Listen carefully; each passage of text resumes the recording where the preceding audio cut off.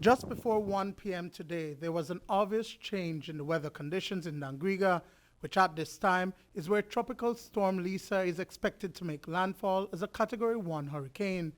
Residents were out making last-minute purchases, while others were putting up shutters and gathering sandbags in anticipation of the winds and potential flood associated with the storm.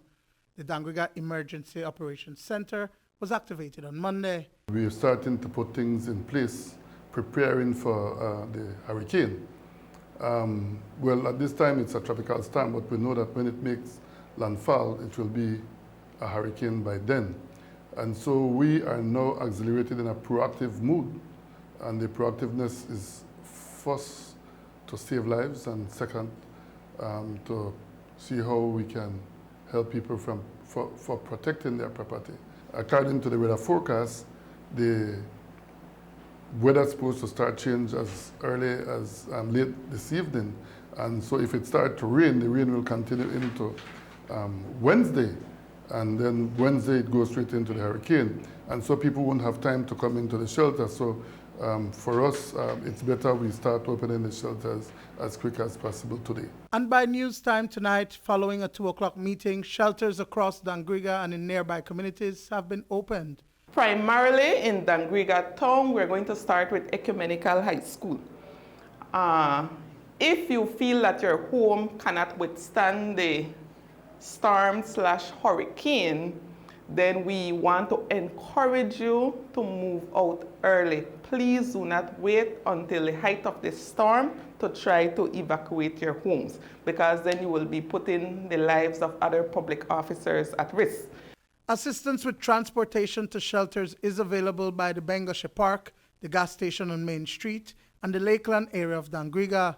But there are other concerns from the southern municipality, including vulnerable populations such as the elderly, and then there are flood-prone areas within the town and the district. We have Rivers Estate area.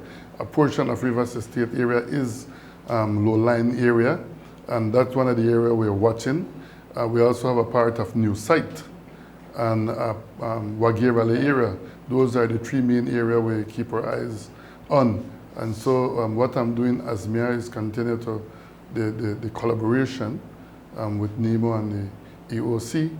I have equipment on standby from the Dangriga Town Council, which will be used as a resource if we need to.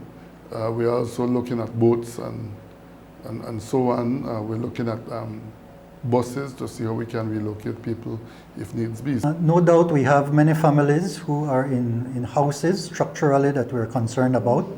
So, we go to them after our 2 o'clock meeting. I am also meeting with my executive and the mayor and the councillors to make sure that we have on our list all the elderly, all those people who we know need to go to the shelters, and we will be going out house to house to encourage them to go. Dangriga Area Representative Dr. Louis Zabane has been out in villages such as Hope Creek and Sarawi that are known to be vulnerable to flooding.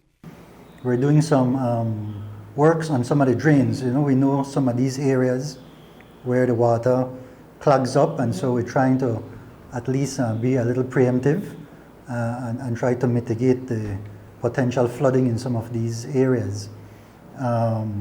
The Ecumenical High School that will be used, the principal is already there, Mr. Lawrence, and he's just waiting for the office here to give him the green light. But he has his school ready to go. The Methodist Primary School in Hope Creek will also be a site as a shelter. Residents needing to evacuate are encouraged to do so early so that the lives of public officers who are manning the EOC are not placed at risk when responding to distress calls dangerously close to the 0 hour. Duane Moody for News 5.